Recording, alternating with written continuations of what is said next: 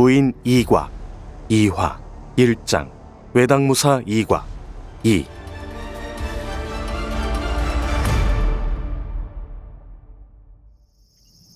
마치 기절한 것처럼 잠을 잤다. 이곽이 눈을 떴을 때는 해가 중천에서 서쪽으로 슬금슬금 넘어갈 때였다. 꼬박 반나절 이상 잠을 잔 것이다. 이곽은 침상에 누운 채 멍하니 천장을 바라봤다. 지난 몇 년 동안 징그럽게 봐온 풍경이었다. 여기저기 금이 가고 거미줄이 쳐져 있는 모습까지 똑같았다. 마치 이곳만 시간이 멈춘 것 같았다. 제기랄. 이곽이 고개를 흔들며 침상에서 몸을 일으켰다. 몇 년 동안 열심히 돈을 모았지만 여전히 숙소를 벗어나지 못하는 자신의 모습이 초라하게 느껴졌다. 조금만 더 힘을 내자, 이곽. 이곽은 스스로를 격려했다.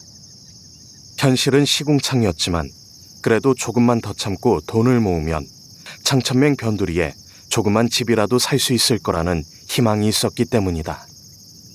이곽은 숙소 한쪽에 있는 우물가에서 간단히 세수했다. 자! 따! 숙소 앞에 딸린 연무장에서 외당 무인들 10여 명이 연무하는 광경이 보였다. 외당에 들어오면 누구나 익히게 되는 기본공이었다. 땀을 뻘뻘 흘리면서 연무하는 얼굴이 낯선 것을 보니 근래 들어온 신입 같았다. 이곽은 자신도 저런 시절이 있었다는 것을 떠올렸다. 이곽은 잠시 신입들의 연무를 지켜보다 밖으로 걸음을 옮겼다. 일어났냐? 저녁 근무지? 또 님을 만나러 가는 거냐? 아는 얼굴 몇 명이 아는 척을 해왔다. 이곽은 그들에게 대충 대답을 하면서 걸음을 옮겼다. 벌써 5년이나 숙소 생활을 하다 보니 서로에 대해 너무 많은 것을 알고 있었다. 이곳에서 사생활이란 요원한 일이었다. 이곽은 숙소를 나와 거리를 걸었다. 숙소만 나와도 풍경은 달라졌다. 거리를 따라 수많은 상점들이 들어서 있었고 사람들이 그 사이를 오가고 있었다. 여느 평범한 거리라고 봐도 무방한 모습이었다. 창천맹은 강우무문의 한계를 넘어선 지 오래였다. 외성을 이렇게 일반에 개방했다는 사실 자체가 그들이 얼마나 큰 힘과 자신감을 갖고 있는지 말해주고 있었다. 천하가 10회로 나뉘어 각축을 벌이고 있지만 그 어떤 세력도 창천맹에 비견될 수는 없었다. 창천맹이 괜히 원패라고 불리는 것이 아니었다. 이젠 익숙해진 거리를 이곽은 조용히 걸었다. 5년이나 창천맹에 있다 보니 거리에도 아는 얼굴이 꽤 많았다. 창천맹에 몸을 담고 있는 무인들의 가족들도 있었고 오직 돈만 보고 상점을 차린 이들도 있었다. 그들은 하나같이 생업에 열중하고 있었다. 문득 이곽의 얼굴에 부럽다는 표정이 떠올랐다. 저들은 누군가의 가족이었고 저녁이 되면 함께 식사할 사람이 있었다. 그런 평범한 일상이 이곽은 부러웠다. 이곽이 나직이 한숨을 내쉴 때였다. 울지마 바보야. 그렇게 얻어 터진 게 분하면 이를 악물고 덤벼야지. 왜 도망쳐와서 울고 그래? 갑자기 어린 계집의 뾰족한 목소리가 이곽의 귓전을 파고들었다. 이곽이 자신도 모르게 고개를 돌려보니 이제 겨우 10여 세 정도로 보이는 소년이 훌쩍이고 있었고 그와 비슷한 또래의 소녀가 허리에 손을 얹고 혼내는 광경이 보였다. 소녀는 누군가에게 얻어맞았는지 얼굴이 온통 퉁퉁 부은 데다가 멍이 시퍼렇게 들어있었다. 소녀는 그런 소년의 얼굴을 들여다보며 목소리를 높이고 있었다.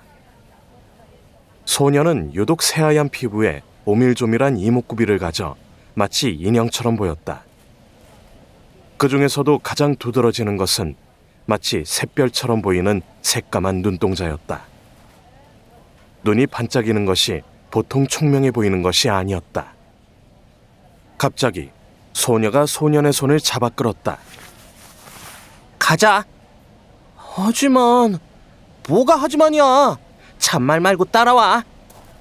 소녀는 망설이는 소년의 손을 잡아 끌고 앞장섰다. 마침 소녀가 향하는 곳이 이곽의 동선과 겹쳤다. 이곽은 본의 아니게 소녀의 뒤를 따라가게 되었다. 그러다 보니 두 사람의 대화가 더욱 잘 들렸다. 너 자꾸 이렇게 맞고 들어올래?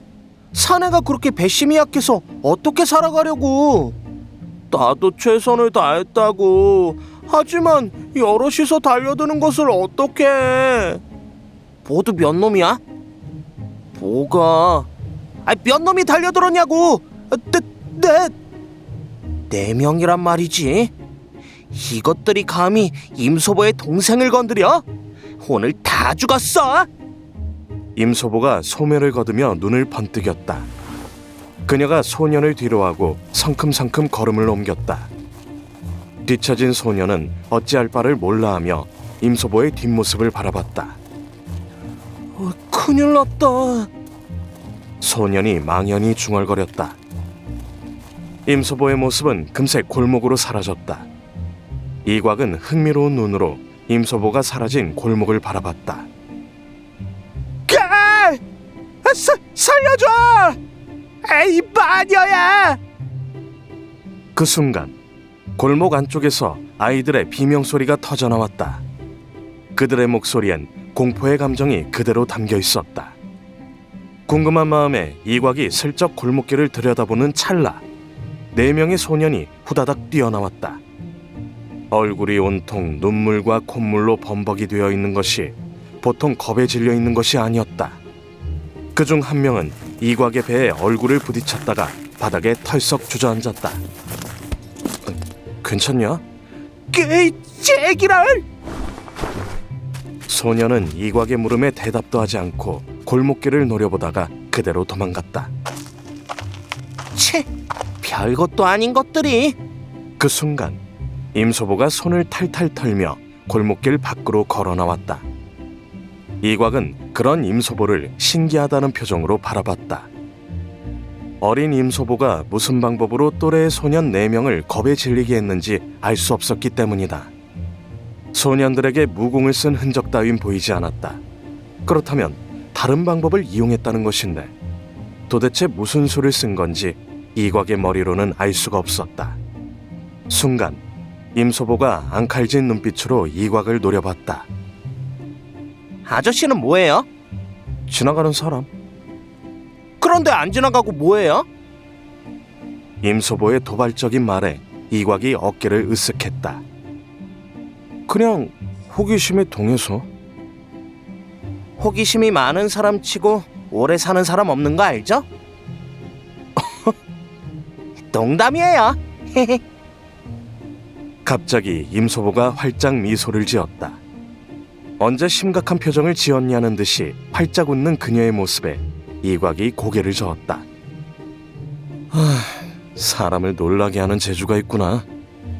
그런 이야기 자주 들어요. 그런데 아저씨는 외당무인인가 보죠? 어떻게 알았느냐? 그 촌스러운 가리를 입는 곳이 외당밖에 더 있어요. 임소보의 말에 이곽이 쓴 웃음을 지었다. 그녀의 말처럼 가리는 외당을 상징했다. 외당에 소속된 무인이라면 누구 한 명 예외 없이 가리를 입어야 했다. 창천명에 대해 잘 아는 모양이구나. 그냥 조금 알아요. 그래?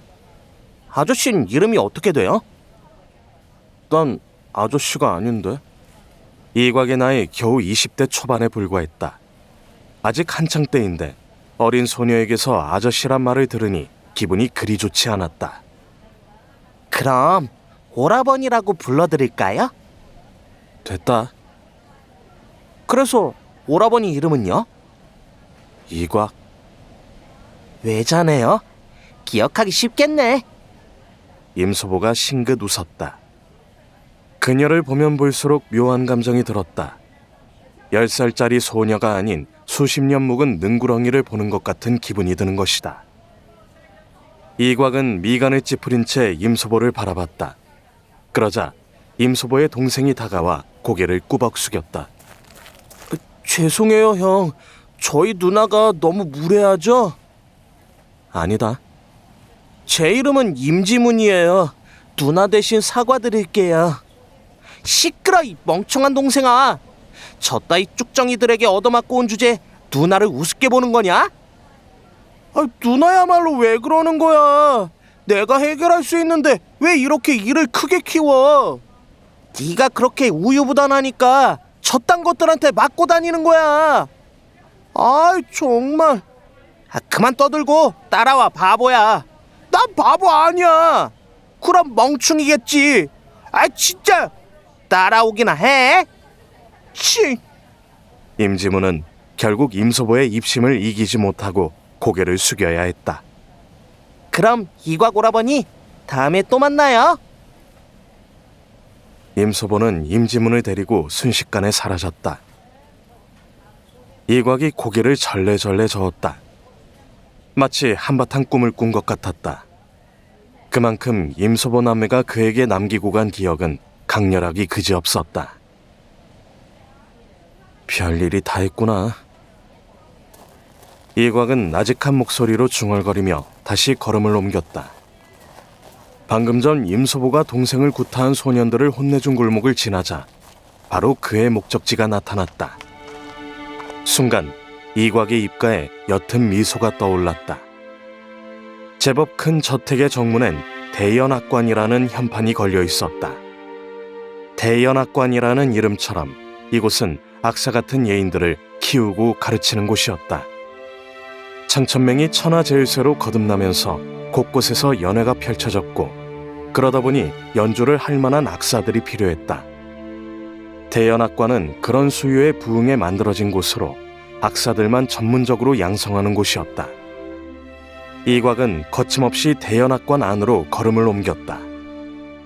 이곽이 도착한 곳은 대연학관 깊은 곳에 있는 조용한 거처였다. 대연학관에서 악기를 배우는 악사들이 주로 기거하는 곳이었다. 거처에 도착하자 싱그러운 목소리가 그를 반겼다. 오라버니! 묘령의 여인이 이곽에게 종종 걸음으로 다가왔다. 화려한 문양이 들어간 붉은 비단옷을 입은 여인은 무척이나 아름다웠다. 커다란 눈망울엔 물기가 어려 있었고, 오똑한 코 아래 자리 잡은 조그만 입술은 무척이나 붉었다. 손에는 비파를 들고 사뿐히 걸어오는 그녀의 모습은 선녀처럼 아름다웠다. 이곽이 황홀한 표정으로 여인을 바라봤다. 유선! 여인의 이름은 금율선. 이곽과 평생을 함께하기로 약속한 연인이었다. 이곽이 금율선을 만난 것은 3년 전, 한참 시리에 빠져 있을 때였다. 이곽처럼 금율선 역시 고아로 천하를 떠돌았고, 종국에는 창천맹에까지 흘러들어와 자리를 잡지 못하고 있었다. 두 사람은 한눈에 서로에게 반했고 서로를 의지하기 시작했다. 비록 행색은 초라했지만 금율선의 음감은 무척이나 뛰어났다.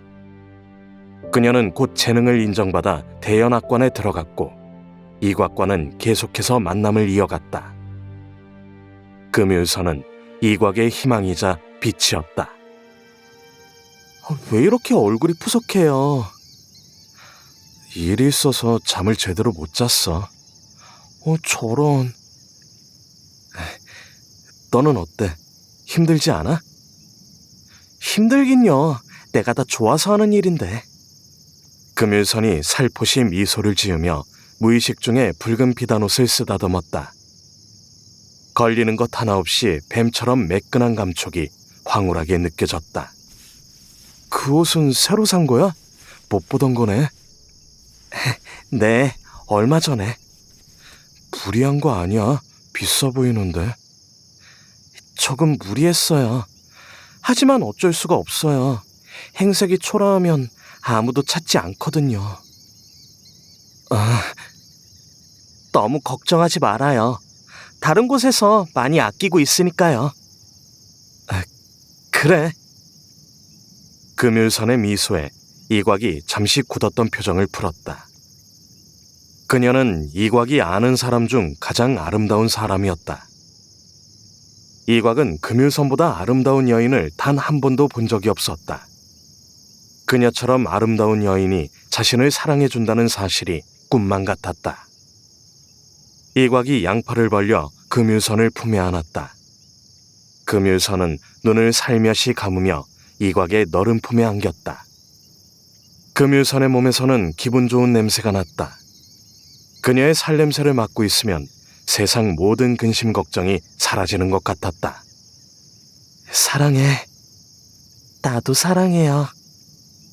두 사람은 서로의 채취를 느끼며 사랑의 미러를 속삭였다. 조금만 참고 기다려줘.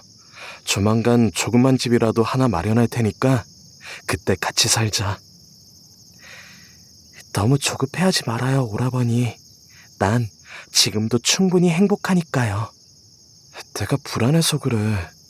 네가 너무 예뻐서 다른 놈이 채가지 않을까 걱정돼서.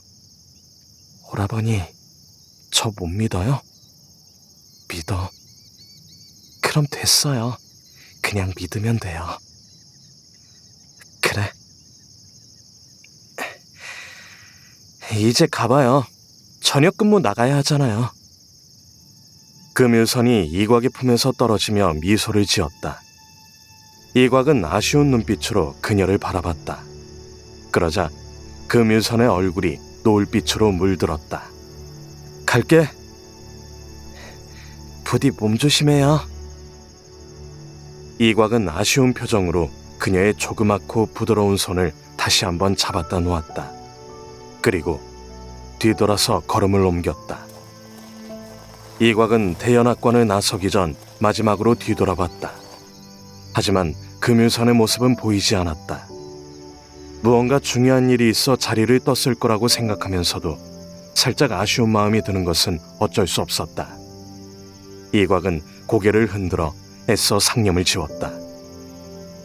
요즘 들어 괜히 이렇게 쓸데없는 잡념이 많아졌다. 어느새 해가 성벽 너머로 뉘엿뉘엿 넘어가고 있었다. 금유선의 말처럼 저녁 근무를 해야 할 시간이었다. 오늘 그가 경계를 서야 할 곳은 바로 창천맹의 정문이었다. 아침에 귀빈을 맞이하느라 도열해야 했던 바로 그곳이었다.